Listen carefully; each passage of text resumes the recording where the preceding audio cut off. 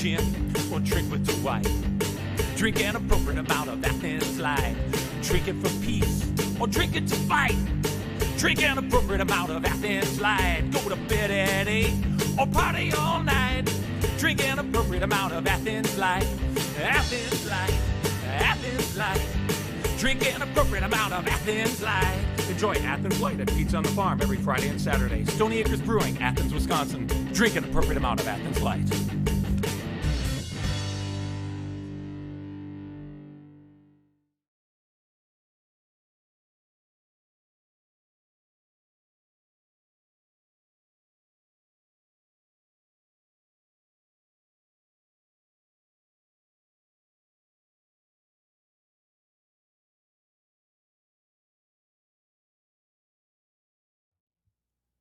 Well, hello there, and welcome to another edition of the Midwest Music Hour. We're live today at the Birch Barn, and I'm excited beyond measure to have Mr. Christopher Gold here.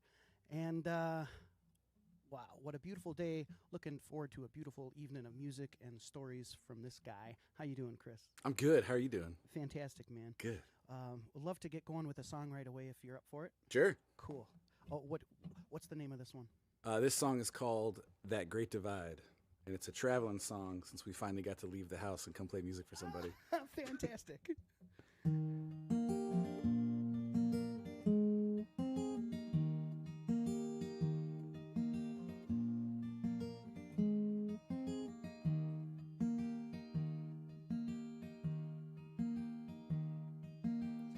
We could get to Denver before they knew we were gone. We could hit the state line before the low fuel light comes on. If we could find a place to sleep before the sun comes up at dawn, well, there wouldn't much else be wrong.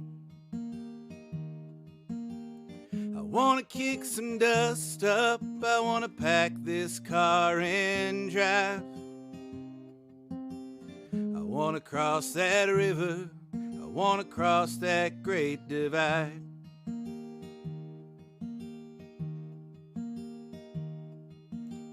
When they said we wouldn't, I always knew they were wrong. We pointed towards the mountains to find a place we could belong.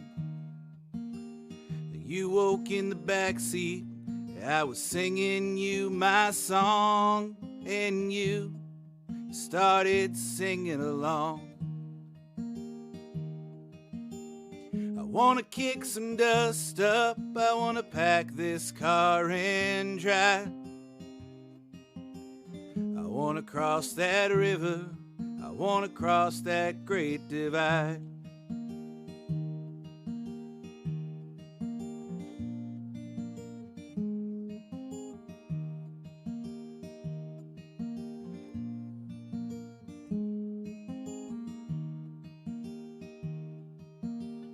I wanna kick some dust up, I wanna pack this car and drive.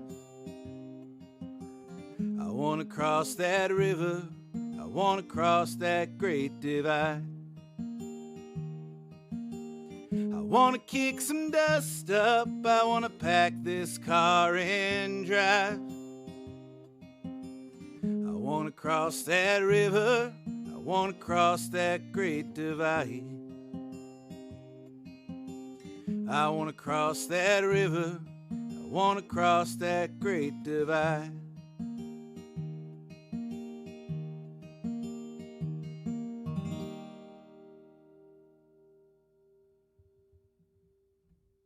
Great Divide. Nice tune, man. Thank you. How long ago did you write that song? That one is an older one for me. It's about 6 years, something like that. Right on. Yeah. And so, well, were you crossing the Great Divide? Was this like, is this a metaphor song? Is this a real life song from travels and whatnot? It's both. The Great Divide in reference is the Mississippi River, and we were actually driving out to Denver to visit some family that I had. But yeah, I think all the best traveling songs are also metaphorical, just kind of moving on mentally and spiritually as well. And the easiest metaphor for that is packing very few things into a car and leaving. Right on. You put that out on an album, right? I did. That was on a record called Don't Get Lonesome. I do at least one record a year. So that one, being 6 years ago, is also 6 other records ago. So that's one of the few from that record that has kind of stayed on the pile for me, so to speak, that I still play pretty regularly. I like to play the newer stuff most often. Well, and speaking of newer stuff, Yes. wild year and a half, Right. interesting time to be alive, right? No better time like the present, Right. No other time than now. Right. Here we are. Yes. There it was. Quite a year. Let's talk about the things that you've managed to do throughout the last year. Okay. In terms of a book, a songbook.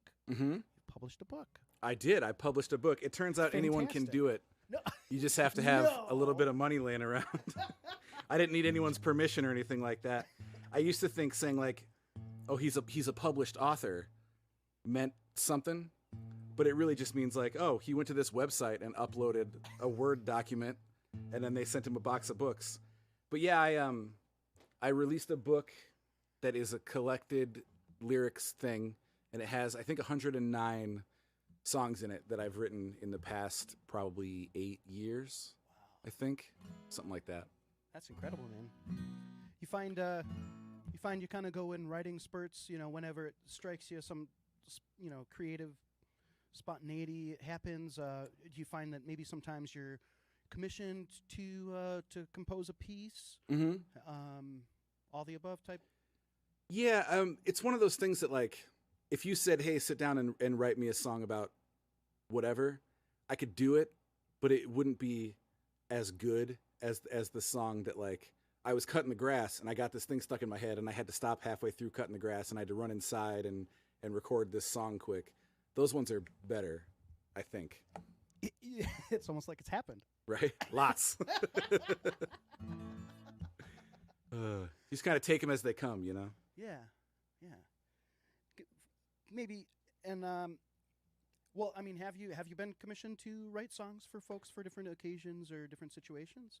A few times people have like told me stories and said like, "You should think about writing a song about that." But like I said, usually if I come at the process with like a preconceived notion of I'm going to sit down and write a song about this, it's just not as good. And maybe just to me, like I can tell that it was kind of fabricated, but and I can't play it for you because I don't remember it. But mid last year, in the middle of everyone is doing Zoom meetings and all this stuff, a friend of mine who owns a company called and he said, "Hey, could you write me a song about being on hold?" And I said, "Yeah, I hate being on hold. I can write you a song about being on hold." So I wrote this kind of funny Todd Snyder-y song called "Waiting," that just about how terrible it is to like all the funny thoughts that go through your head when you're waiting. Like maybe they're all somewhere laughing at me because I'm just sitting here waiting. Maybe I got the time wrong or, you know. So I wrote that on commission, but that was the only time I've successfully done it. Right on. Yeah, it's always just a little little tidbit because I don't know. Do you get commissioned ever to write stuff for people like wedding songs and things like that? Not really. Sure. I had one opportunity. A gal that I know had a grandbaby. Grandson was about to come into the world, and Sure. she, commissioned me to write a piece to welcome him. Wow. Taking bits and pieces from like poems and blessings and whatnot from different cultures and stuff that they had like near and dear to their heart, like it was hanging up on the bedroom wall or whatever in the home, that type of stuff. So That's a big deal. You're like a part of that kid's whole existence now. well, That's a big deal. it was it was it was kind of one of the first times that ever Yeah. happened. I'd been presented with an opportunity like that, and there was so much content there in terms of the guidelines. It was very kind of I mean, it wasn't super specific, but it was specific, you know. Like, Yeah, hey, I really like harmonica, so make sure that maybe you put a little harmonica in there. sure. Oh, cool, you know, that's great. So, you know, I know that sometimes that's difficult because sometimes people give you a lot of information and it works out really well, and other times maybe you get a lot of information and you're like, I was hoping for maybe more of like this to come to me in some Right. different way. It ends up just kind of sounding like a list. Yeah. It's just like a to-do list kind of. right. I got to get all this stuff in here no matter Sure. what. Yeah, or editing somebody else's, you know, creative flow, Mm. and that's an interesting position to find yourself in, I guess. You know, or at least even the notion of it, because yeah, I don't just something that's tough for me to kind of It's- conceptualize. It's definitely a skill set that I don't have, but can admire. You know, like those people. I've met a few guys just kind of out in the world that when they're not on tour, they write like jingles and stuff, and they tell me like not just the constraints of like this and this and this has to be in it, but also you got hired yesterday and it's due tomorrow, and they have to turn around this song about yogurt in like 18 hours.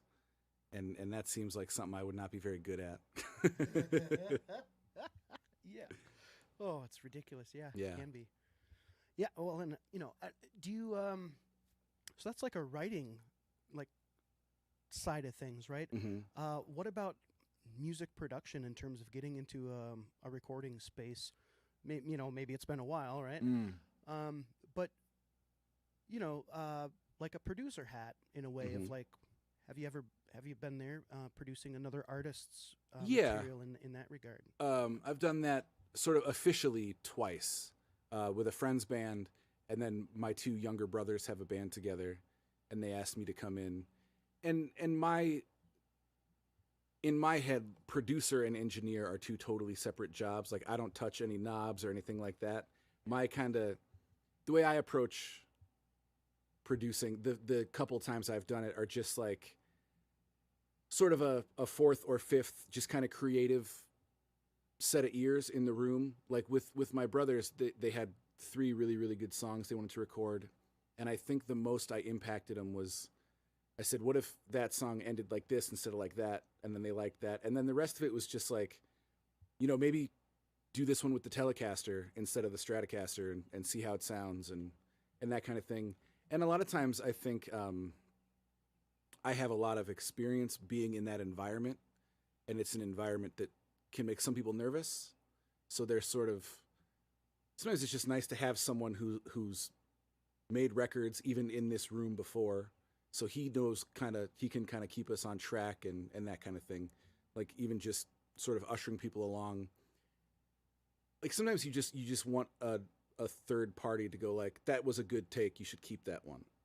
Because otherwise, you know, like you can be in there going like, well, you know, that guitar part, I don't know, I'll probably do it again. But you could be there for 6 months going, well, you know, I could probably do it again. And it's nice to have someone there going like, no one's going to notice, we're moving on. You know? Yeah. Yeah, because you could be there all day. You could be Mhm. there all weekend. You could be there all year. Yeah. Nice to have that outside perspective on things. Absolutely. Well, you feeling another song? Yeah, I can do you a song. What can you tell me about this one? This is a song I released this past year.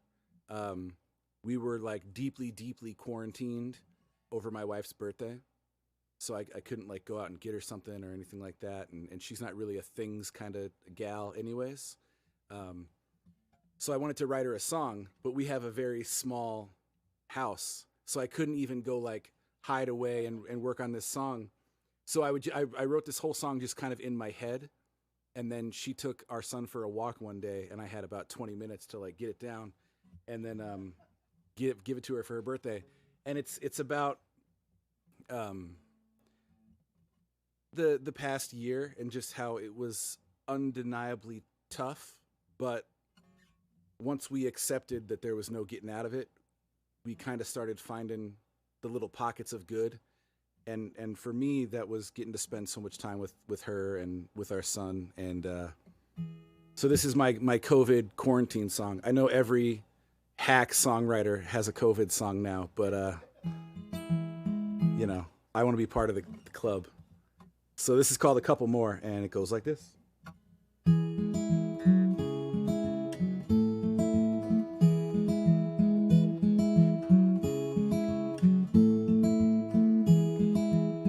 Well, I've been staying up late, and I've been sleeping in. I've been reading Walden 5 pages at a time.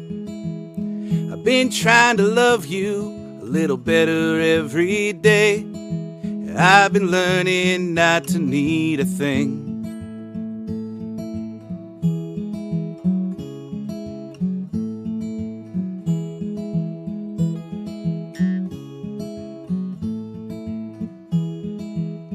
And I've been having coffee late in the afternoons, trying to count these blessings 5 minutes at a time, and having longer kitchen conversations, and spending all my days singing all the old Bob Dylan songs to you.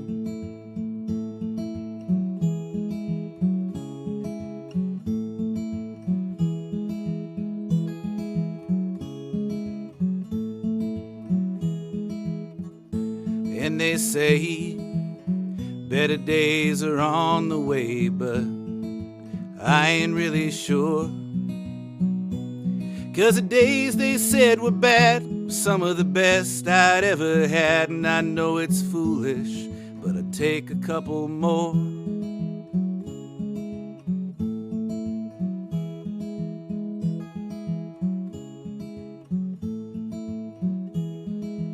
I've lost a little money, I've been a little scared. I've lost a little status and tried my hardest not to care. But if the upside is late nights and a little more time with you, well, you know you won't hear me complain.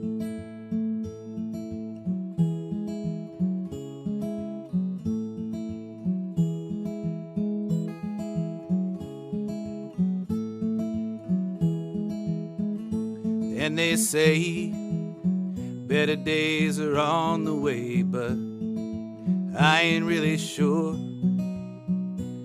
'Cause the days they said were bad were some of the best I'd ever had. And I know it's selfish, but I'll take a couple more.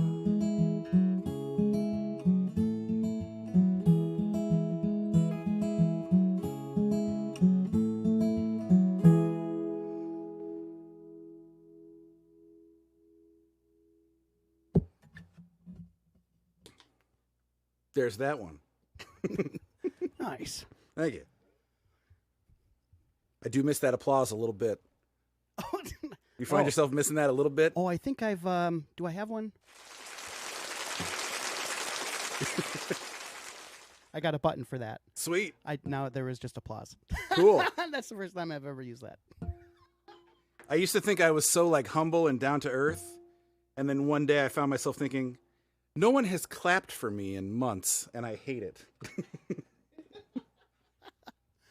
Yeah, it's been a whole new experience, the virtual platform. Of course, you have pioneered your own way of,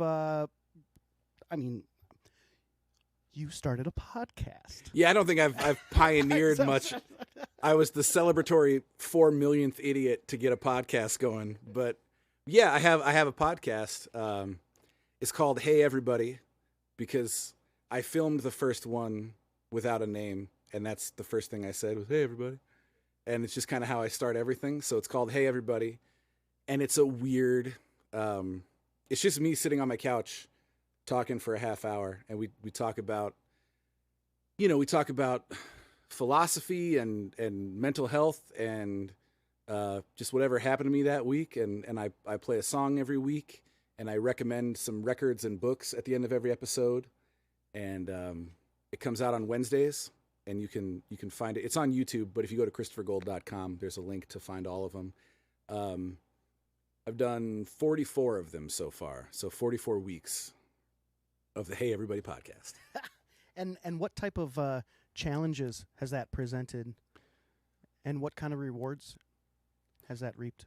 Well, the rewards mean, the challenges, first of all, to answer your question in order, the challenges are just, I think you're kind of the same, but when I play live, I usually just decide ahead of time what I'll open with, and that's it. I know how I'm going to start and how I'm going to end, and then the rest is just kind of based on the room. You know, if they like the more upbeat stuff, I kind of lean in that direction. If they go for some of the slow, sad stuff, I lean in that direction. I played some shows where the crowd is very clearly more into the storytelling and the jokes and stuff, and I'll lean in that direction. So the challenge of not having that immediate response from people and not really knowing until 2 weeks later if someone liked what you were doing, that's been hard. But the rewards have been, I get emails from people saying, I think it's not a huge podcast. Like we get like 50 views a week or something like that. But of those 50 people, I get a fair number of messages week to week saying, you know, hey, you talked about this thing and I'd been kind of struggling with that thing too. Or, you know, you played this song and it really connected with me. Or I even get like, you know, you talked about depression and my son has depression and I sent him the podcast and he really enjoyed it. So just, it's been weird that the thing I did to react to isolation has been sort of connecting with people in a way that I probably wouldn't have considered before. So, I mean, it's the same with music. Anytime you do something and someone sort of gets it exactly as you intended it, it feels good.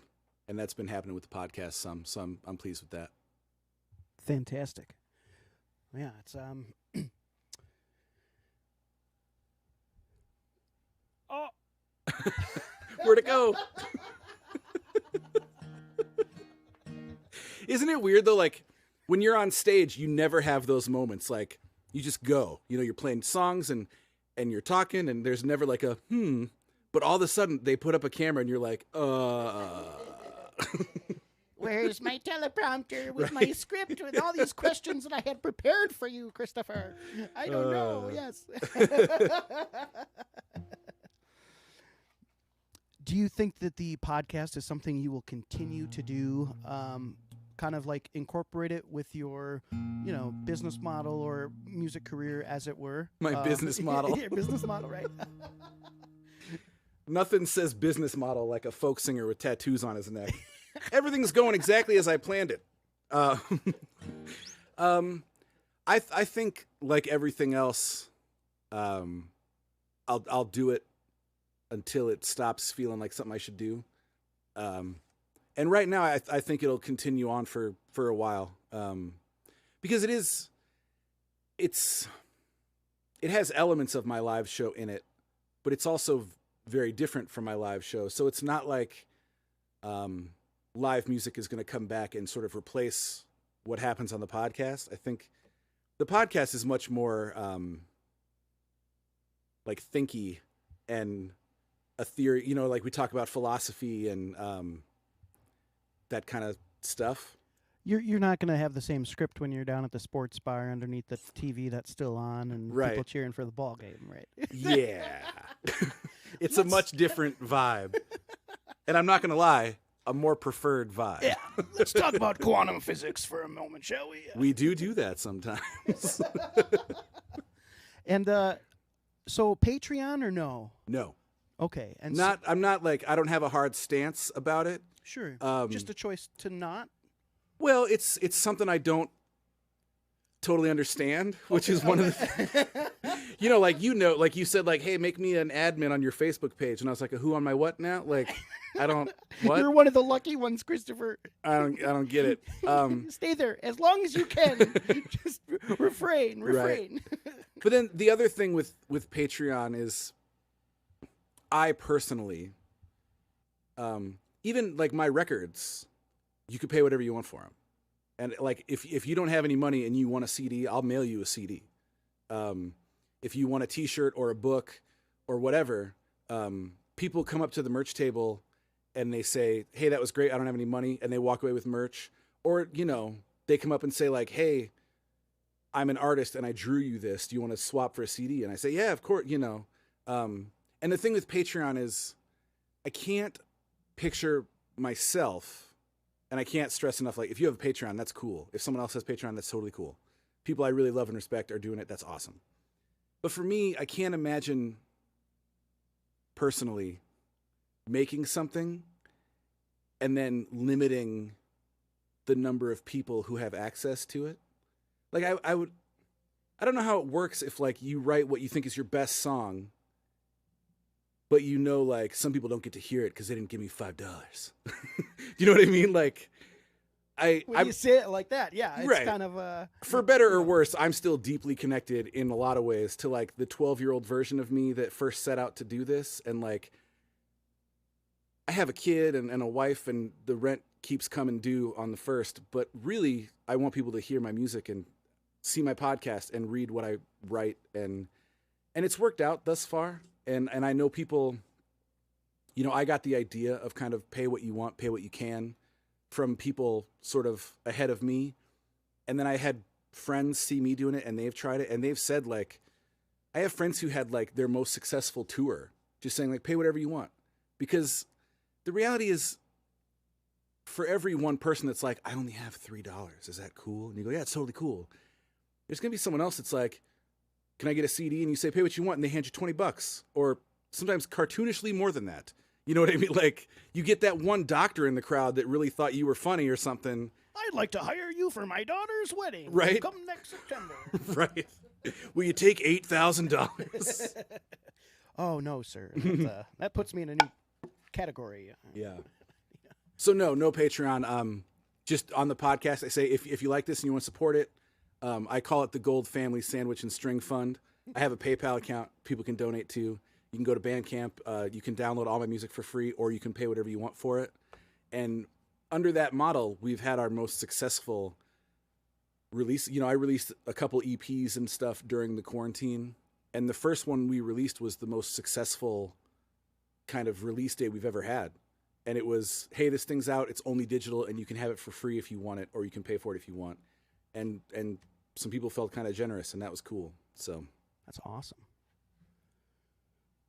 You were producing your albums independently during this last time. Mm-hmm. Before the show began, we're discussing a few things, like DAWs and mm-hmm. you know, cool stuff. Yes. You were using all kinds of abbreviations I didn't know, and I was going, oh yeah, totally. The LMNOPs, I love those. I sounded smarter than than I appear to be, right? Yeah. What? So was this a new experience producing your albums in the manner that you did this last year and a half or so? I mean, I know that you've done like full band recordings and whatnot, mm-hmm. which is totally, you know, its own thing. Sure. But were you used to producing these records that you made this last year in that manner, or was it a new?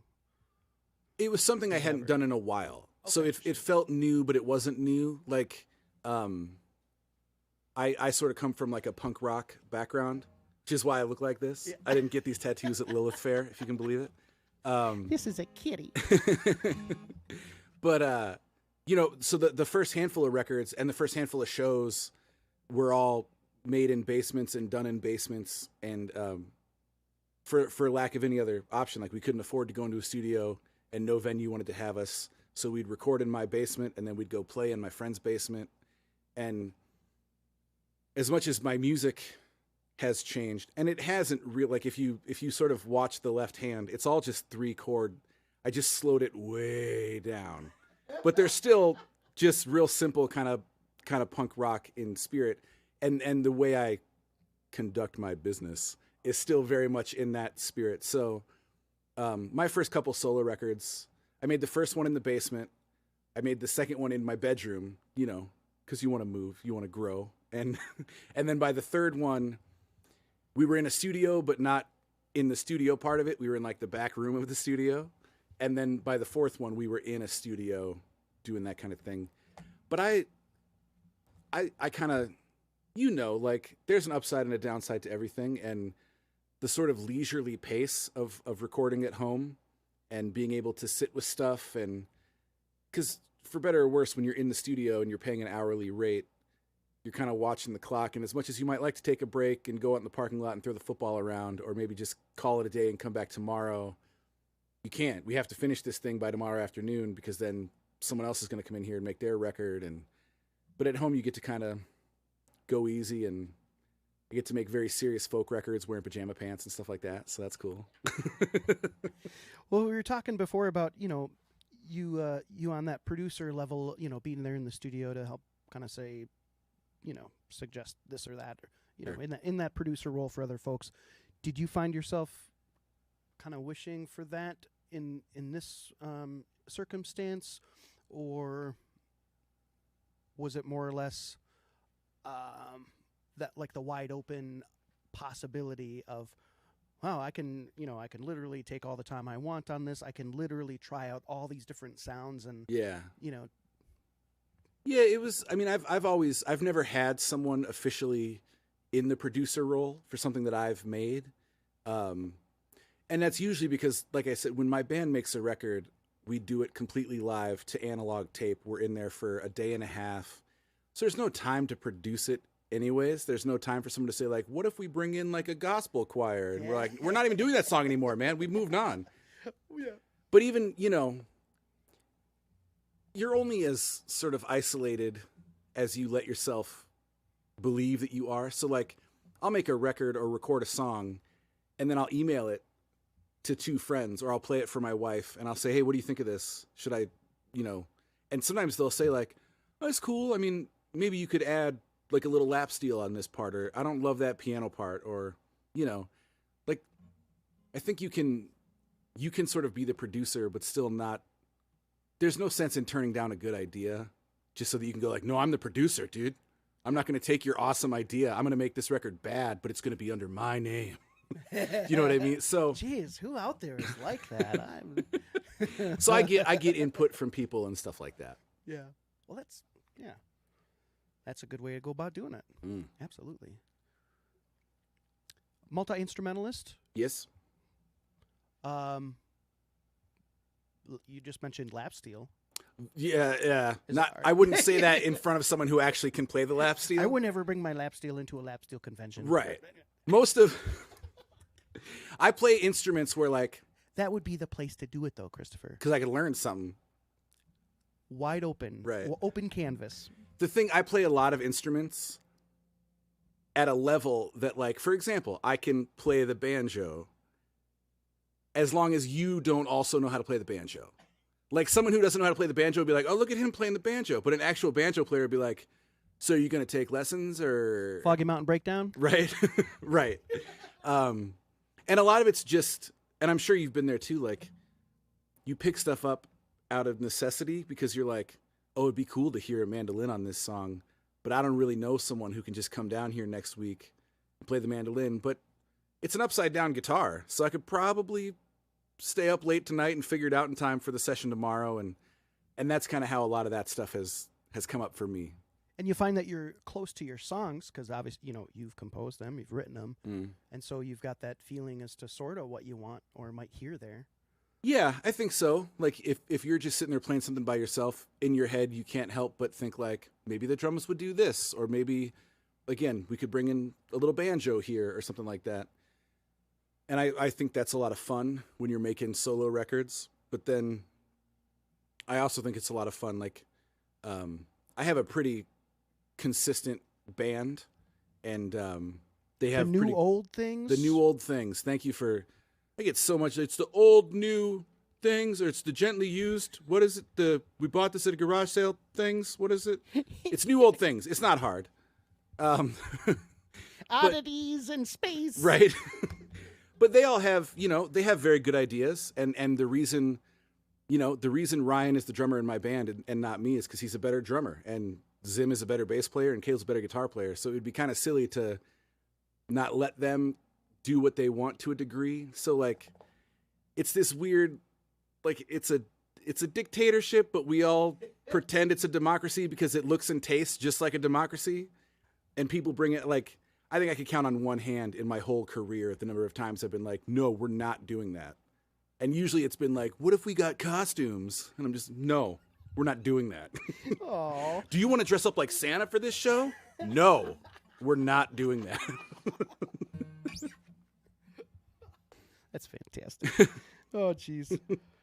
So many things because the best bands are not democracies. Somebody has to be the leader with the final say on stuff, and it's you gotta have the ability to take into account what everybody's saying and contributing because they are. But at the end of the day, decisions have to be made, and and even the guys in the band have said that, like, it doesn't, especially if you're a 4-piece band.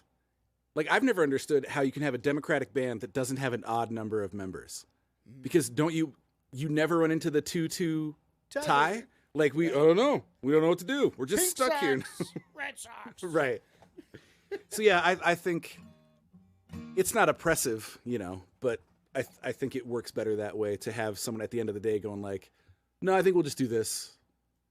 They wouldn't say that you've got, like, the Midas touch. I don't know what they would say. I mean, there's what they'd say to you and what they'd say to me. It's probably two slightly different things. Right on. Well, maybe we can talk a little bit more about the band and a cool opportunity you got coming up this summer, opening up a pretty cool show down in Stevens Point. Yeah. Festival. Yeah, we're playing a festival in Stevens Point that I'm sure has a very cool name that like I said, we've talked, like, the problem with getting a year to 15 months of no shows is that all these different parts of your brain start to stiffen and atrophy. It's like a factory reset. Yeah, and people say, you got any shows on the books? And I go, yeah. And they go, where and when? I go, I don't know. I don't know. I'm going to put them up on my website tomorrow, though, so everyone can see. ChristopherGold.com. Yes, but it's July 2nd. My wife's hold up. It's July 2nd. And there's a whole lineup of people, and then we're playing towards the end, and then right after us, Horseshoes and Hand Grenades are playing. And again, you and I were talking, like, when you do this for a living, it's almost impossible to just like, I'm just going to go see a show because you're always playing your own show. And I've been hearing people kind of wildly sing the praises of Horseshoes and Hand Grenades for about a decade now. So I'm excited to finally get to see them. Yeah. And every time we tell someone like, oh yeah, we're playing with Horseshoes and Hand Grenades this summer, they go, oh, they're such a great band, So that'll be fun. Wonderful dudes, great band, and you got a backstage pass. Right. I can watch them from behind. Every fanboy's dream. I hope they've been doing their lunges because I'm watching them from behind. Yeah. Well, oh my goodness, whoa, we're getting away from ourselves here, Christopher. Maybe would you bring me back with another song, please? Yes, I could do a song for you. This song is called Dogs, and it's from that first kind of quarantine EP, the same 4-song collection that the last song came off of. And kind of a reoccurring theme in my catalog. It's a happy and contented song about the fact that we're all going to die. And it goes like this.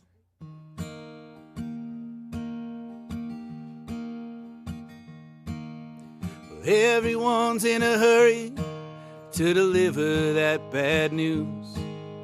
Same as ever, same as always, the same things are always true. But a sky that could fall was never much of a sky at all. And there ain't nothing real that could ever be undone. So never mind those dogs in the alley, just howling at the rain, just like the storm don't hear their crying. It rolls in all the same. Mind that slow train coming, you best believe that it knows your name. Don't bring no bags to the station, don't ask for any change. And that feels like a lifetime under the weather and overwhelmed. Your rope ain't never long enough to reach the bottom of the well. There are rivers all around you, you could take a drink with your bare hands. When life invites you to dance, don't turn your back to the band. Never mind those dogs in the alley, just howling at the rain, just like the storm. Don't hear their crying, it rolls in all the same.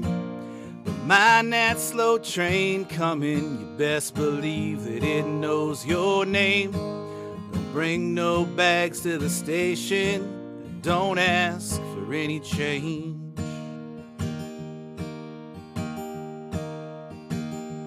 Never mind those dogs in the alley, just howling at the rain, just like the storm. Don't hear their crying, it rolls in all the same. But mind that slow train coming, you best believe that it knows your name. Don't bring no bags to the station, don't ask for any change.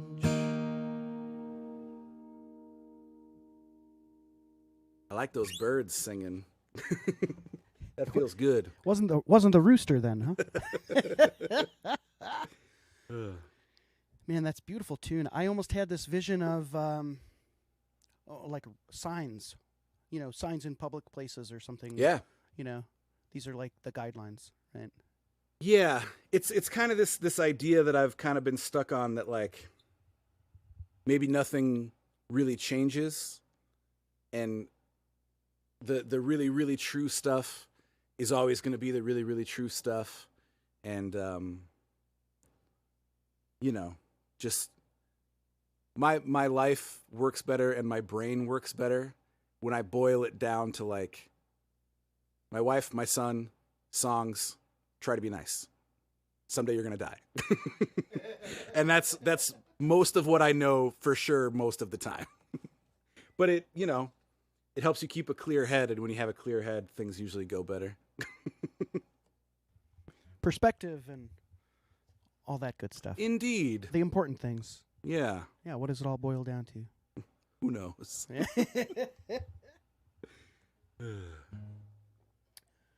The new old things. How long have you guys been a band for? Well, 6 years? 10 years? 5 years? There has been an entity 3 years known as the New Old Things for about 7 years. 7 years. But it is a somewhat fluid thing, for better or worse. People find other gigs, or they decide to maybe not play out so much, and they kind of come and they go. But for the most part, I've had the same bass player pretty much the whole time. And there have been kind of two. There was a lineup for the first 5 years that was pretty consistent, and then the last 2 years it's been pretty consistent. But just like doing this for a living, you have to be kind of quick on your feet. So there is an element of a show offer comes in, I ask my 3 guys. If one of them can't, I kind of go to the next guy on the list. I have a couple backup drummers. But for the most part, my preferred thing is to have the same. There's a lot of guys that want it to constantly change, and I'm not like that. We're a better band the longer it's the same 4 of us on stage. So right now it's me, Zim, Caleb, and Ryan, and I like it that way. But it'll change someday, I'm sure.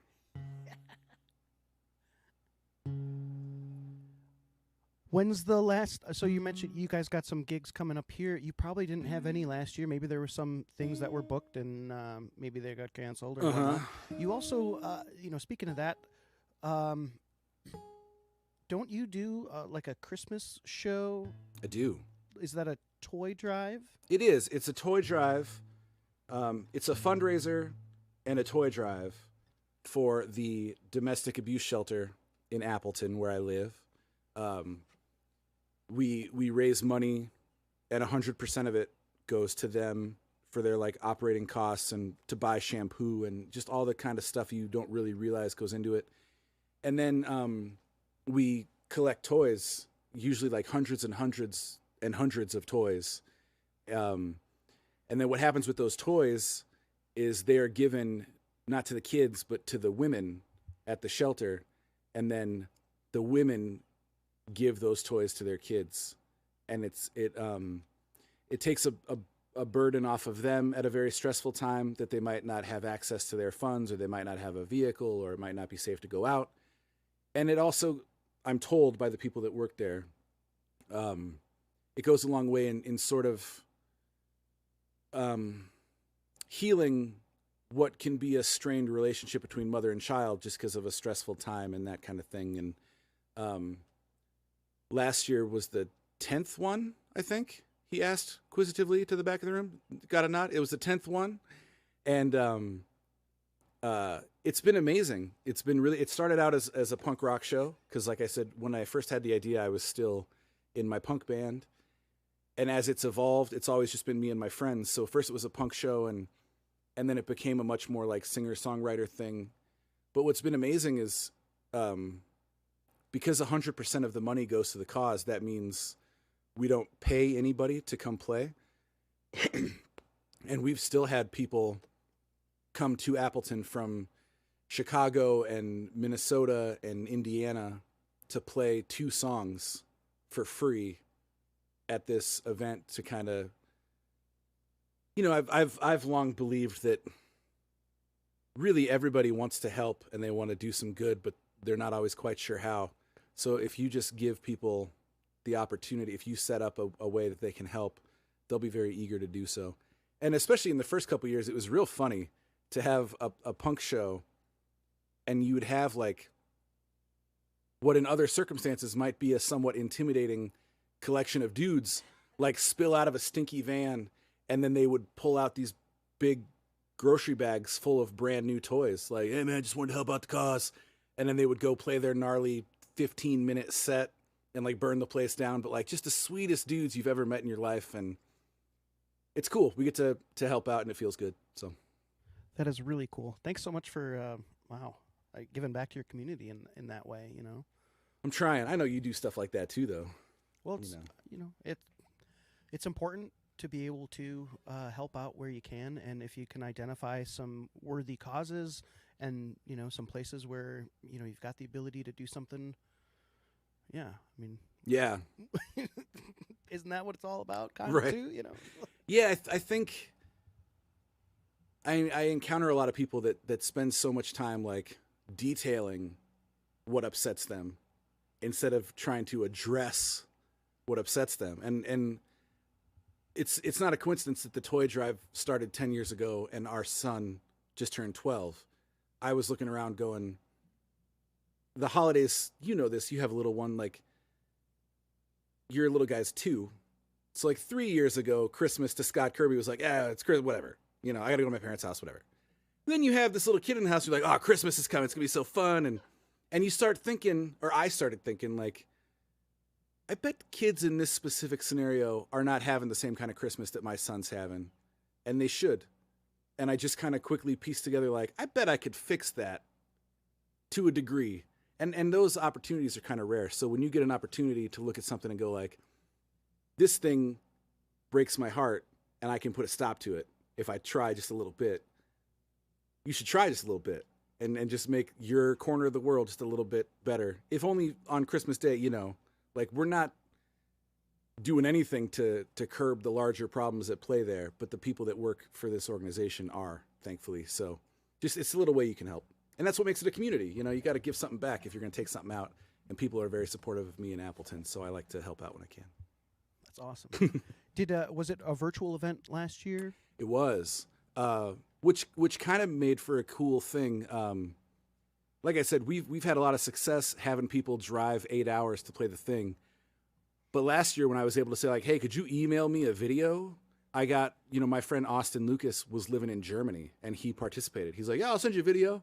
And my friends Micah and Vanessa in Ohio, they sent a video. And, you know, probably some mutual friends of ours like Joe Huber sent a video. And I think, do you remember the number of participants? It was like 10 or 12. We had people from Nashville. And I think I can count on one hand over the course of a decade the number of people that have said no. Everyone else is like, yeah, I can make that work. And it's, like I said, you know, Austin played one night for the toy drive in Appleton and then drove home right after the show because he had somewhere to be in Indiana the next day. Yeah, like the show ended. I was like, so what are you up to tonight? He's like, oh, I got to get back. And he just climbed in his van and drove home because he's a rad dude. 9 hours on that. Yeah, it's fine. 10 hours, whatever. I'm good. Man, incredible. Mile of Music happens down by you. It does. Participated in that in the past, yeah? I have. I think I'm told that I have the personal record for most Mile of Music sets as a single performer. No like, way. Yeah, there's like some guitar players that have beaten me because they play in like 4 different bands. But Sure. it's a pretty common occurrence to have like between 12 and 16 sets in 3 or 4 days that you just kind of keep play it and play and play and short sets like 35, 45 minutes. 50. It's about an hour. Solid hour. Yeah, and I split that pretty evenly between like loud rock shows with the band and then quiet solo shows in the afternoons at the coffee shops and that kind of thing. Yeah. Well, I like it's 2 very different things that you get back. Like you play in a big rock show and people are clapping along or trying to because they're white people from Wisconsin, but they're clapping in time as best they can and they're maybe singing along sometimes, which is really cool. And then with the solo stuff, it's much quieter and people are like connecting to the words, hopefully, and that kind of thing. So, but yeah, Mile of Music's fun. I'm not sure what's happening this year. I have not heard. Right on. Well, hopefully you can keep your standing record. I don't know. I'm getting old, man. 16's a lot. Last year, my throat was like, let's do 14. And I was like, but we booked 16. And the throat was like, okay, I'm doing 14. So I was doing my Tom Waits impersonation on Sunday. How about another song? How about another song? I'll do another one from that EP. This one I wrote for my son, and it's about you're probably not there yet with a 2-year-old, but eventually, and he's sitting over there. You're the parent, and they start asking you questions that they assume you know the answer to, that you just don't know the answer to, about like, hey, what happens when we die? And you're like, you know, or even like how's the Xbox work? How do I add you as an admin on my Facebook? Right. He's 12, so we're like a year to 6 months away from him showing me how to do stuff. But this was the afterlife question, and the best I could do is kind of remember being that age and having those questions myself and what my dad said to me. So I wrote this song about that conversation with him, and it's called New Heaven, and it goes like this. They all go like this.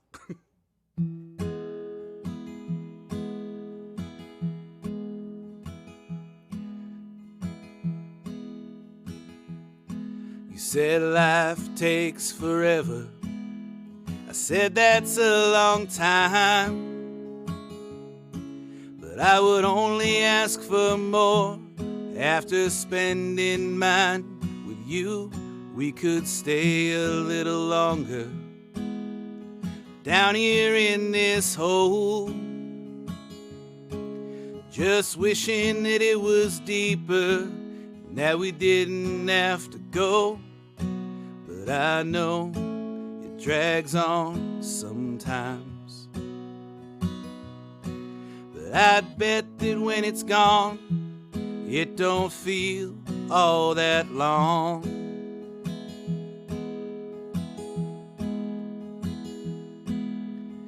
If there's a heaven, well, I will meet you there. It won't even matter if they let us in. Those gates could be locked, and I won't even care. I'll just build us a new heaven for the rest of us to share. But I know it's unsure sometimes, but I know what I'll miss, and I'm certain I know why. But I know it drags on sometimes, but I'd bet that when it's gone, it don't feel all that long.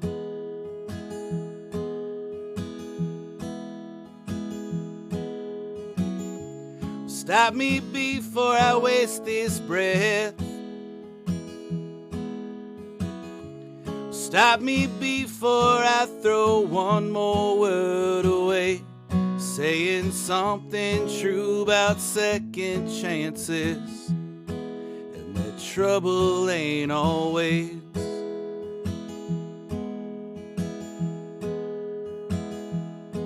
But I know it's unsure sometimes,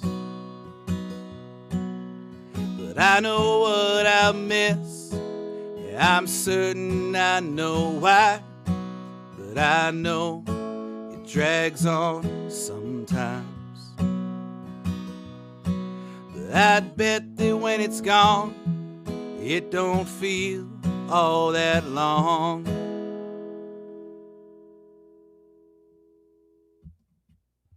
Beautiful songs, man. Oh, thank you very much. Who are some of your favorite artists? Oh, uh, it's not a surprising list, I don't think. John Prine, who we said goodbye to last year, he's a huge one. Townes Van Zandt is a big one. Dylan Springsteen, Tom Waits, and then on the other side of things, Tom Petty's huge. Joe Strummer and the Clash are huge. I listen to just about everything. My patience for what passes for country music on the radio nowadays is fairly low. But, on the drive here, we listen to an indie hip hop record. We listen to kind of a poppy piano-y record. We listen to an alt country record. If it sounds good, I want to hear it, whoever's making it. But, Do you find that it's a concerted effort that you must make as the consumer or as the listener to seek out things that you haven't, like these records? How were they dropped into your lap there? Did you, Yeah. was this stuff that you had maybe caught an artist online recently, or bands you've been following? It's all that, especially as you get older, and especially as the world around you changes, the way you get stuff has to change. In high school and earlier than that, it was, I had an older sister, and she would hand me Social Distortion CDs and Rancid CDs and that kind of thing. And then your friends would play stuff. But this was also the era where you would buy CDs, and then in the artwork, in the liner notes, you had these huge lists of, Social Distortion wants to thank the following bands, and you're just, okay, I'm going to buy all those CDs next. Or it'd be as simple as I saw the singer for such and such a band wearing a T-shirt that said Buzzcocks on it, and I don't know what that means, but I'm going to go find out. You know what I mean? Or you listen to Rancid and Tim Armstrong's talking about the Ramones, and you're like, well, I haven't heard the Ramones yet. And now being a musician, you play with people, and my most recent discovery, and this is fun when this happens, sometimes I play shows and people will say oh, you must really like so-and-so because you're very similar. And you go, I've not heard them. And then you go check them out. I did a few shows with a great band from Eau Claire called Them Cooley Boys. And at the end of the weekend, they were like, so you must be a pretty big John Craigie fan. And I said, I have no idea who that is. And they're like, dude, check out John Craigie. And I totally hear the comparison, and he's terrific. He has a live record called Opening for Steinbeck that it might be the best live record I've ever heard. It's such a phenomenal mix of folk music and humor and storytelling, and frankly, just exactly what I do. I was amazed that they were so nice when they said, you must like him, because it seems like I'm studying him. We're so similar, but he's part of a tradition of Todd Snyder to John Prine to Townes Van Zandt, of just guy with a guitar who talks and tries to make you laugh and then plays you a fairly serious song.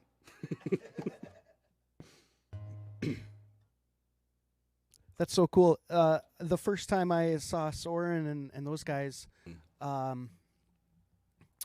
think I said to him, oh, so you guys are sort of like, like a Mumford and Sons or something like that. And he's like, yeah, we prefer like the Avid Brothers Association. Right. And I'm Yeah. like, all right, cool. I mean, it's as an artist putting out music, it's kind of one of those things where, somebody wants to put you in a box so they know how to market you, and they know, who likes this is maybe going to like this, and so you need to pay attention to some of that stuff or whatever. But Yeah. so not bad company to be in with John Craigie, that's for sure. No, not at all. I was stoked. And like I said, I've since become a huge fan, and I'm buying up his records. But it's fun when it happens in that kind of reverse order. Like I remember when I was in my punk band, the Dirty Rotten So-and-Sos, who were aptly named, we were like a weird band. I was playing a lot of slide guitar. I was playing Gretsch hollow bodies, but I was also like screaming my head out, like literally screaming, and the bass player's going nuts and falling on the ground and that kind of thing. And a handful of times people were like, so you must really dig the Gun Club.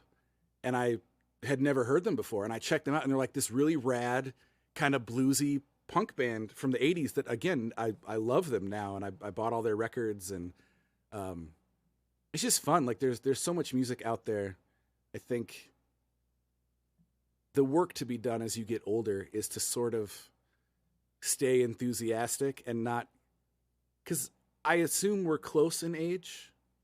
And I feel that, like, we watch Saturday Night Live every week, and they have some guy in weird pants, like mumbling a song. And I was like, music was better when I was, don't say that. No, it's fine. It's good. There's probably merit to this. And I like the challenge of, about a year ago, I set myself the challenge of, I'm going to find something to like. Like, well, the drummer's pretty good. And sometimes it's just like, oh, but do you see that telly the guy's playing? That's a sweet guitar. I just don't want to be this stodgy old guy that's like, nah, music hasn't been good since 1994. Yeah. Oh, brings up gear. Yeah. You're playing a beautiful Gibson acoustic right here. Indeed. When'd you find it? How'd it come to you? There's a super interesting story about this guitar, actually. This guitar was just hanging on the wall at the local spot, Hyde Music in Appleton. And John Leahy, hello, hey, John Leahy. He was texting me on the drive up here about 8-string baritone guitars, get out which of sound town. very fun. Oh. But this was hanging on the wall, and it's a Guitars for Vets guitar. And the way that works, as I understand it, and I might be kind of wrong, but this was explained to me, Gibson gives this guitar to Guitars for Vets. Guitars for Vets gives it to Hyde. Hyde sells it and then gives the money to Guitars for Vets, who then pay for guitar lessons and even guitars for veterans, sometimes struggling with PTSD and music as a kind of therapy and that kind of thing. So this guitar was hanging on the wall, and I wanted it real bad, and I didn't feel like I could really swing it at the time. But I loved the guitar, and I was going in there once a week to play it, and I loved the cause and all that stuff.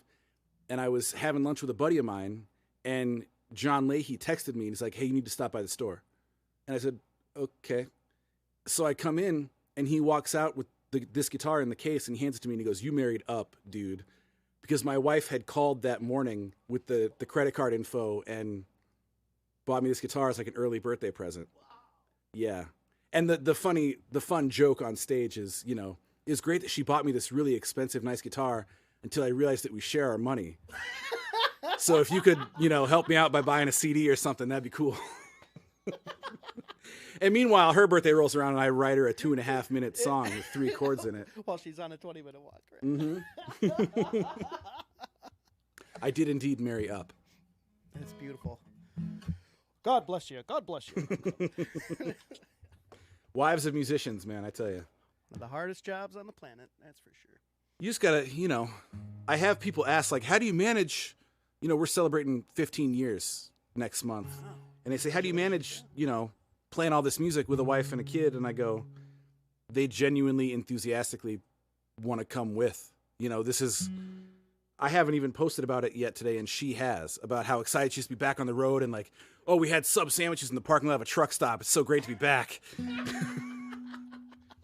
But loving it. She really is into it, and she's very supportive, and all the happy songs are about her anyways, so it'd be weird if she wasn't on board.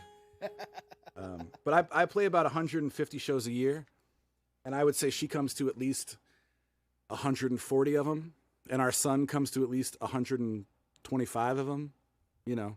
So you just got to bring him with you. Well, and he's even sung songs with you on stage before, correct? Yeah. Yeah, we've sung together. He plays harmonica with me sometimes. We're secretly, he's been taking violin lessons for a few years. Oh, wicked. So we're kind of quietly working on an instrumental record. I play banjo, he plays fiddle. Super it's cool. Fun. That's awesome. It's a real cool feeling when your son, he's here, so it's weird to say this in front of him, but like, he'll be playing like video games and he'll stop and go, "Hey Dad, you want to jam?" And I go, "Yeah, I do." Heck yeah, I want to jam. I had to try real hard not to cuss just now because we're going to be on the radio later, but Oh man, you that's bet so I cool. want to jam. Absolutely. You want to jam another tune? Yeah, I could do you a song. We got time for a few more. I mean, I'm so grateful for you making the trip here to the Birch Barn, and for We're happy being to on be the here. This is a program. beautiful place, man. I don't know if the angle you're shooting it from does it justice, but this is a wonderful. The second I walked in here, I went like, "You ever have shows here? I'd do a show here if you want me to do a show here." Yeah, I love it here. This is great. The problem is, if I had a place like this, I would never go back into my house. I would just be out here all the time, making records and that kind of thing. I think my wife's inside thinking, "Oh gosh, you guys are pretty similar, huh?" Many a late night spent out working. Yeah, it's nice to have a spot.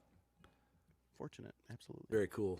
Thanks, man. And it puts you in the right frame of mind, you know, to make good stuff if you're in good space.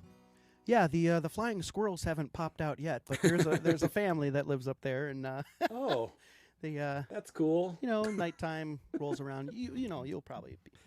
One will jump out mid-song and crawl down my shirt and Oh yes, this is what I've been waiting all day Right. for. Treats.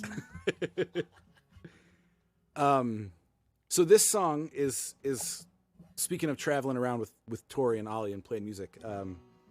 I played someone's backyard in a little town called McCook, Nebraska, and it was great. They invited a bunch of people, and I played in the backyard, and then afterwards they cooked, and it was maybe 30 or 40 people in this backyard. It was a small town, like everyone knew each other, and then afterwards, the guy who had booked me told me that he owned a bakery in town, and there was an apartment above it if we wanted to just crash there for the night. And we get there, and there's a turntable and Neil Young records, and we're like, what is this place that we're in that we never want to leave? So we sleep there. In the morning, he teaches Oliver how to make donuts, like from scratch. He sends us away with a dozen donuts. That night, we're in a hotel in Iowa, and there's a long, kind of gross story about how we got our room upgraded. You probably understand. And we ended up in a room that had a jacuzzi in it. So I go to the ice machine, and I come back, and a then probably 7-year-old Oliver is in the jacuzzi with a donut in each hand. And I go, "What are you doing?" And he goes, I say, "What are you doing?" And he goes, "I'm living." And this song is about that trip and about him and her and playing music. And it's called Something More. And guess how it goes? It goes like this.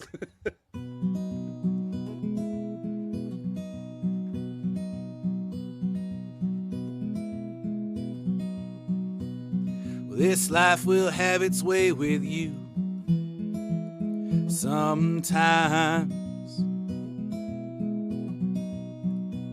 But when they corner you and say it's time to pick a side, collect yourself, then demand their eyes. And look at them, tell them that you were mine. Well, it might come easy, but it won't last long. So live your life, putting the right things off. Well, the past behind you, so never mind the cost. 'Cause it got you to where you are now, so forget what you lost. I can choose to be content. That's the best that I can get. All but you and me, I think we could be something more.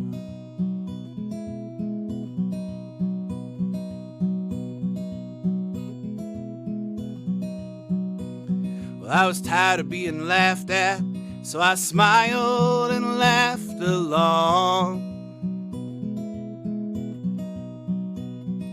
But when that joke came around again, I was already gone. Comes a time when all you can do is just stop caring at all. I hope you never meet again, but promise not to let on when you do. I left a tip, stole the pen, and headed for the car. Every billboard was for religion, fast food, or shopping malls. Trading dollars for salvation, or some comfort, or a way to belong. But my biggest problem's that I think that I have problems at all. I can choose to be content, if that's the best that I can get. All but you and me, I think we could be something more. All but you and me, I think we could be something more.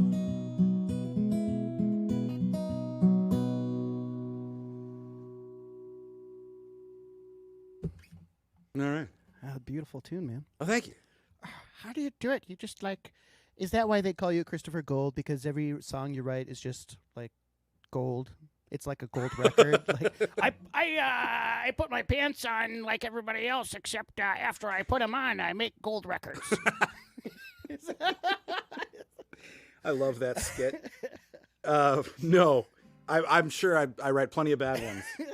I'm sure you can find people that think that was a bad one. I mean, mean people need not apply. Long-haired, freaky people. what's that Wayne's World quote where he says, Led Zeppelin didn't make music everybody liked. They left that to the Bee Gees.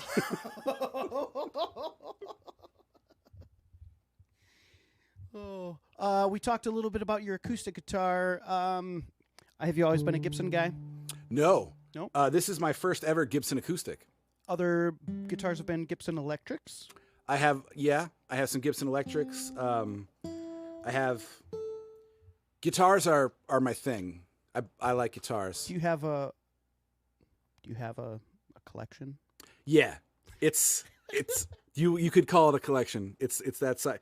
You know, there's like these dudes that will tell you, like, if you're in my house, you're never not within reaching distance of a gun. I'm like that, but with guitars. Like, anywhere you stand in my house, you could grab a Telly if you need one. Nice. Or a Martin or whatever. You could do some damage with those things. Yeah. Those are my weapons. Oh, that's incredible. I'm just like, I also think on some of these things, like, you remind me of like Jack Black or something and some of his mannerisms. Oh, thank you. I mean, I hope that was a compliment. I think that was a compliment. Jeez. El Nacho Libre. Just having a weird, bizarre thing there with superstardom. That's okay. Do you have a favorite gig experience from your past? Yes, I do. There's like an infamous night of music that happened that was just, or Yeah. something crazy. Yeah. I mean, there are probably a lot because, you know, when you're on the road that much, playing that many shows, Yeah. there's bound to be.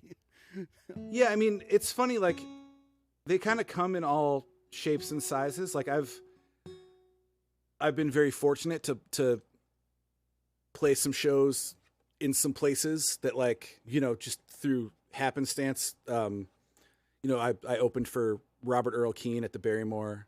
I've played with Mandolin Orange and Charlie Parr and William Elliott Whitmore and stuff like that. And then you have really cool.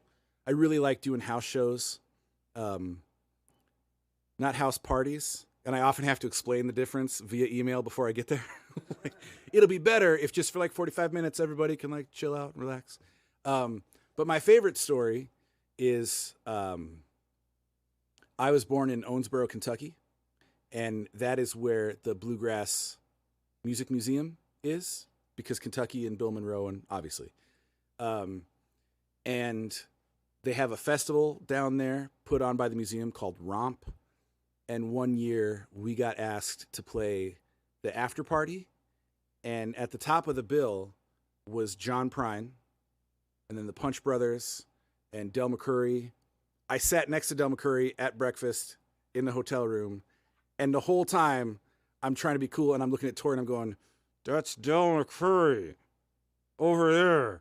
And yeah, it was killer. And there was a terrible lightning storm that shut the festival down. So the Punch Brothers ended up not playing. And they came to us and they said, like, they told me to like bring the band because you're playing at 2:00 in the morning and people have been partying all day. And if you want to retain their attention, this quiet folk singer, those shenanigans are not going to fly. Bring your drummer, bring your guitar player. And so they come to us and they say, like, you don't have to play if you don't want to. You can if you want to. There will not be electricity. So 2:00 in the morning under a pavilion, pouring rain, we just played an unplugged, but still, like, the drummer still played, and I just had to like shout over him, and it was amazing. It was really great. People were really kind. And then the next day I got to watch John Prine play from the side of the stage, sitting next to my dad, who was holding my son. And I swear to God, there was a food truck there making the best French toast I've ever had. So I'm sitting there at like 10:00 at night next to my wife, eating French toast, watching John Prine with my dad and my grandson, thinking, I bet I died on the way down here. And this is just some heaven that I'm in now. But like, it was I didn't meet John Prine. I didn't, you know, it was just amazing. And at my house, I have a poster that says John Prine. And then way at the bottom, it says Christopher Gold. And it's like my favorite thing. Well, Oliver's my favorite thing. It's my possibly third or fourth favorite thing. That's priceless, man. It's great. It's incredible. Yeah. Wow. Yeah. That's I'm on a poster with John Prine. That's a great story, man. What a cool time. That's very cool. Yeah. Well, that won't happen again, right? It won't, Yeah. unfortunately. Bummer. That was a tough part of last year. But I think what's happened in the wake of his passing has been the best possible thing, that it's just been a celebration of like what he did. You know, he was like a once in history kind of talent and moment. And it's cool that we got him for so long, and it's cool that he left behind so much work. And it's been cool to see people kind of celebrating him almost nonstop ever since. I think as sad as it is, there's probably some 15-year-old kid with an acoustic guitar that had not heard of John Prine, and then he was all over the news after his passing, and that kid went to Spotify and heard Paradise, and just his whole head exploded. You know what I mean? Like, so try to find the good, I guess. You don't feel like doing a John Prine tune, do you? I haven't. You know, it's been kind of tender since he passed. And I guess I've never been a big covers guy. Like, I have his songbook, and for fun at home, I'll sit and play stuff, but I don't know if I could do it justice on the fly right now. Oh, And yeah.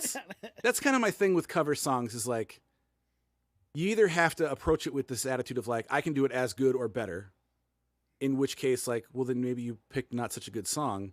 Or you see people like, and now we're going to cover a Queen song. And you're like, don't do it. It's not, don't, no. You know?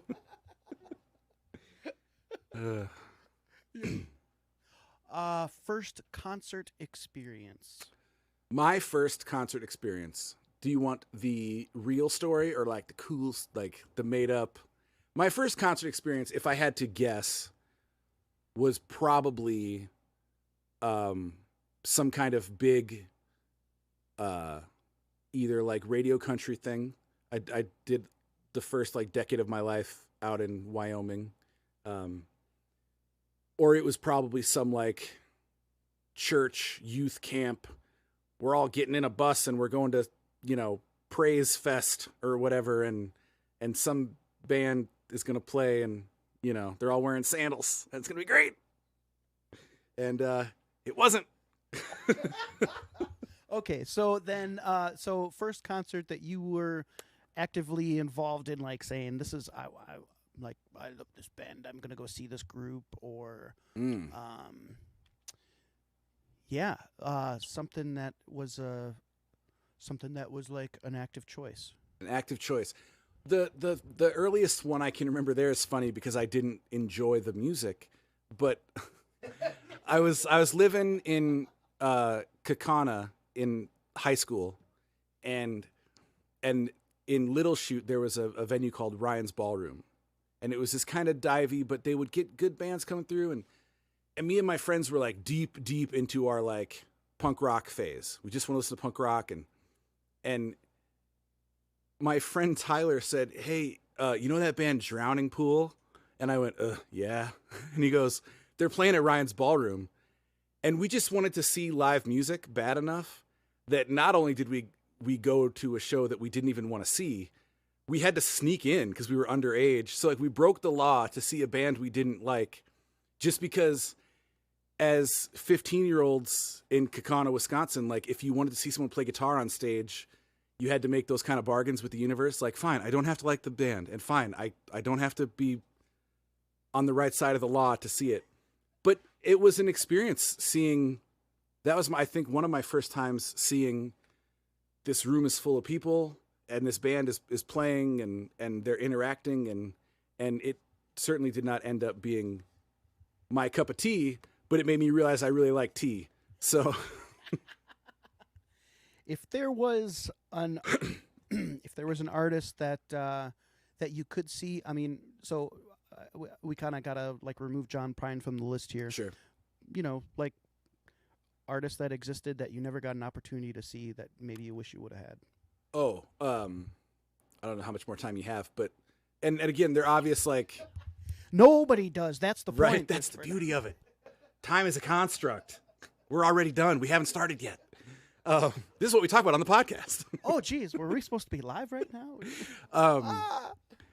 You know, I think Johnny Cash, like especially early years, like mid-late 50s Johnny Cash would be good. I think The Clash in like 77, 78 would be really something. I think being at the Old Quarter when Townes Van Zandt recorded live at the Old Quarter, that'd be something. Just all the, I still haven't seen Springsteen and never will because I cannot afford it. But, you know, that'd be cool. Seeing Dylan, especially again, like back in the day would be cool.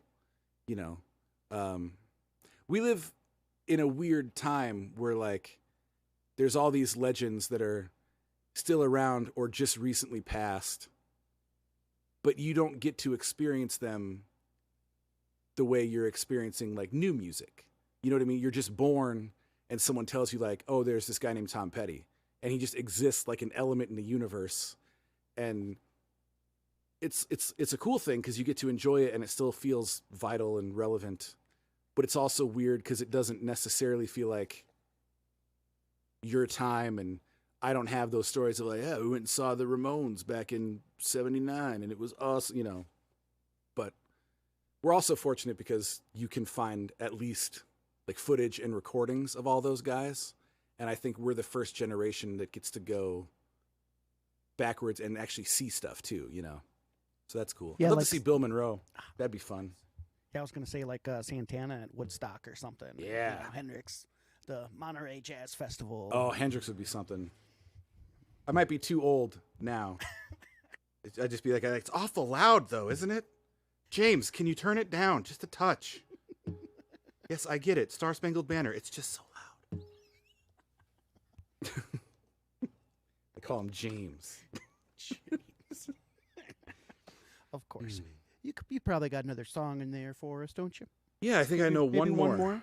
I know one more song. Well, hey, it's ChristopherGold.com. That's where you can find all about Christopher and his music, and you can find albums. Mhm. You can find music videos. Mm-hmm. Ooh, the little ghost music video. Yes, that's Oliver. That's my Oliver.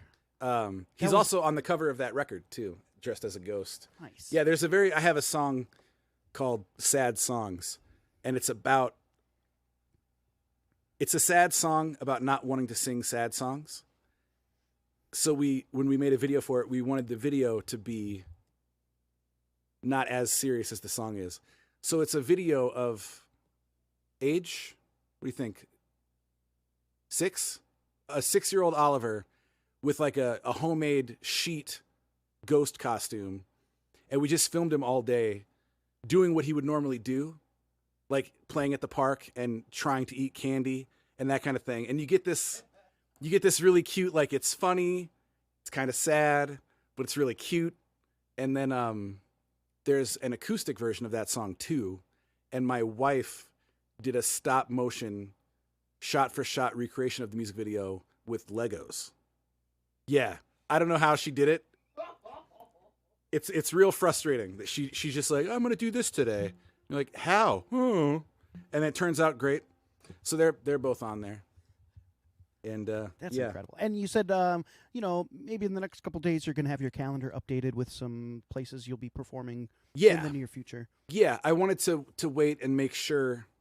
You know how it is right now, where like people are offering stuff and you're saying yes to stuff, but it still feels kind of theoretical. And I think just today, even the CDC came out with that great news of like, we've been keeping an eye on things, and it seems like if you're vaccinated, it's totally safe to have shows and go to shows, and they can be indoors or outdoors or whatever.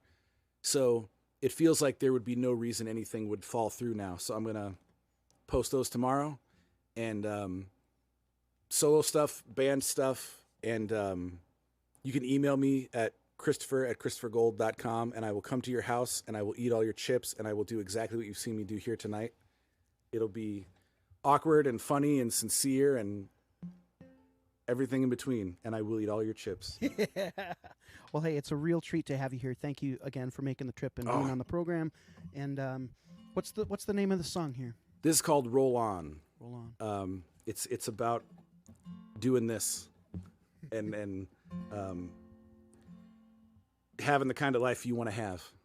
And it goes like this. I'm going to do the quiet version.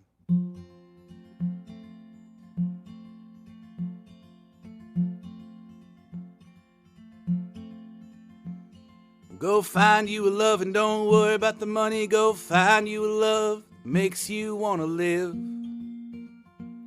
And just live. Well, don't worry about the could have beens. Maybe I should have beens. Anything that might have been couldn't be better than this. Right here, it's all we have. It's all we need. It's the only thing never come with a guarantee. It'll get easier. Let's just let it roll on until the wheels fall off. A little late night romance, quick trip, slow dance, hotel living in a free tab for the band. Or just me and you. It's one song about losing, 2 more about leaving, 5 more about the past, and all the rest about forever with you. Forever with you. It's all we have. It's all we need. It's the only thing never come with a guarantee. It'll get easier. Let's just let it roll on until the wheels fall off. All the unwanted advice, hey, you better think twice, and then maybe it's time for you to find a 9 to 5s. We'll leave them at home.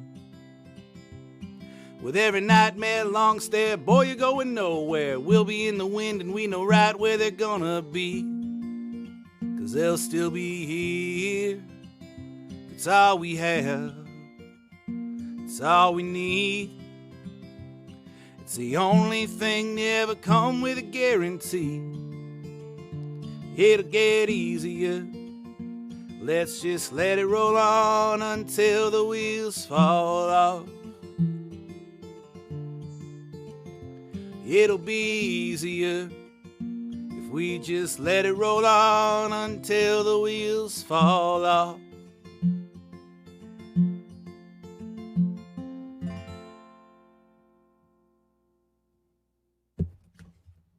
Hey, it's Christopher Gold right here on the Midwest Music Hour, live from the Birch Barn. You can find out more about him at christophergold.com. Thank you so much again for being here. Appreciate you being on the program. Thank you for having me. It's been real good seeing you again. I Awesome. love what you're doing here. Thanks so much. And hopefully, I'd love that. I'd love to bring you back for a concert feature. Yeah.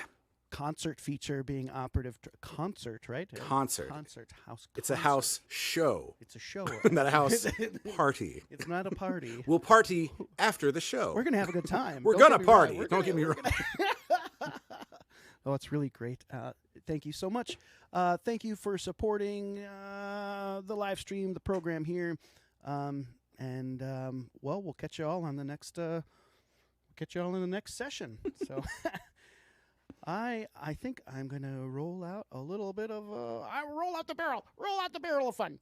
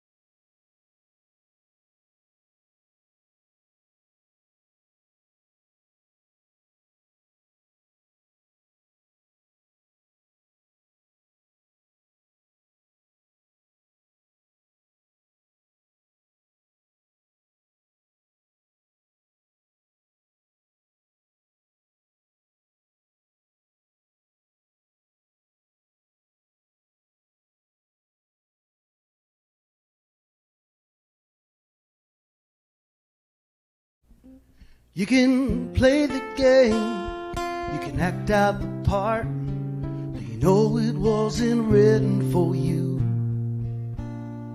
But tell me, how can you stand there with your broken heart, ashamed of playing the fool?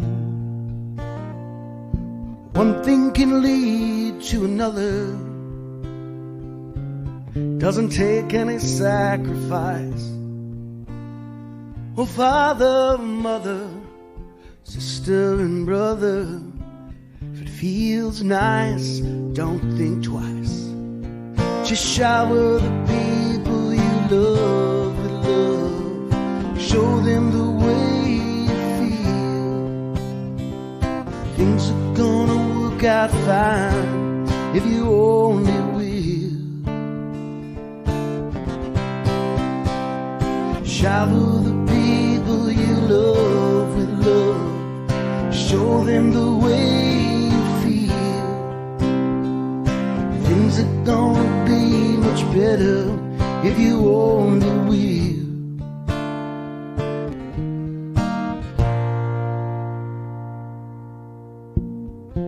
You can run, but you cannot hide. Oh, and this is widely known. And what you plan to do with your foolish pride when you're all by yourself, all alone.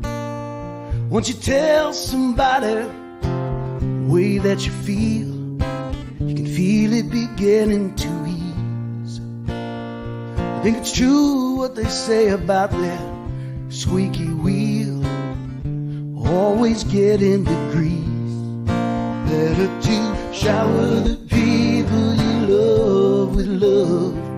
Show them the way that you feel. Things are gonna be just fine if you only will. Oh yeah, shower the people you love with love. Show them the way that you feel. Things are gonna be much better if you only will. Shower the people you love with love. Show them the way you feel. Shower the people you love with love. Show them the way you feel. Good day. I hope you are doing well. You know, there are many challenges in life, and the one question that continues to resurface is this infamous three-letter query. Why? For instance, why would Fork and NAMI be partnering with 7 different musical acts from the Northwoods to present a virtual concert fundraiser? Well, because food insecurity is at an all-time high, and food insecurity leads to an increased rate of mental illness. The Journal of Nutrition puts it this way: the higher the level of household food insecurity, the higher the probability that the child will develop mental illness. We need to stop the cycle. We need to do what we can as a greater community to help foster growth and development and wellness. And we can do that by supporting the efforts being made by these 2 incredible organizations. On June 5th from 6 to 8 p.m., thanks to Nicolay College and Tamasaski Photography and Video, you can watch this entire program online. Now, Jim Franklin over at Coyote 93.7 will be broadcasting this event also, so don't miss your opportunity to catch the broadcast and help us eliminate food insecurity right here in the Northwoods. Thanks so much. Shower the people you love with love. Show them the way you feel. Shower the people you love with love. Show them the way you feel. Shower the people you love with love. Show them the way